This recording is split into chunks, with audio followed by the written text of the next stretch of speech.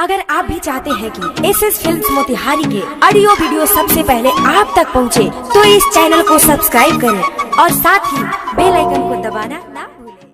Presented by SS films Motihari.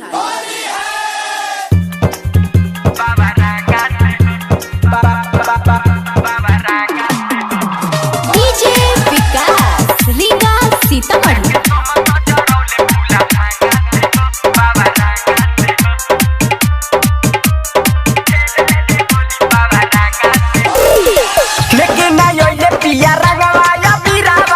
Holi के दिन में बनल बा फकीरावा। अरे सखी हो लेके ना आइले पिया रंगवा अबीरावा। होली के दिन में बनल बा फकीरावा।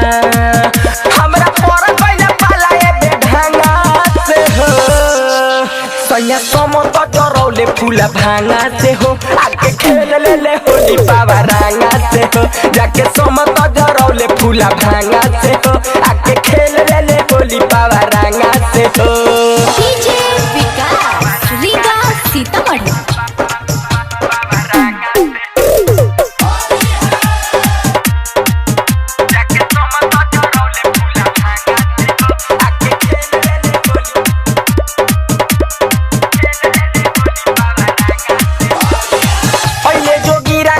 फगुआ के गानावा घर में बनावत रही बुआ पकावानावा। पहले जोगीरा गावत फगुआ के गानावा घर में बनावत रही बुआ पकावानावा। सखी डबल ले बीते अपना जांघा से हो सैया समत जरौले फूल भांगा से हो। आके खेल ले ले होली बाबा रंगा से हो। जाके समत जरौले फूला भांगा से हो। सैया खेल ले ले होली बाबा रंगा से हो। डीजे विकास रीगा सीतामढ़ी।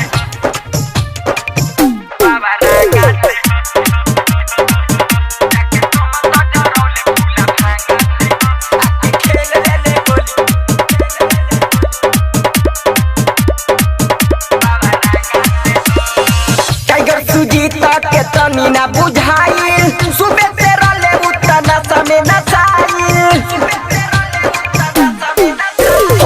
फसल फिरोज के तनी ना बुझाई।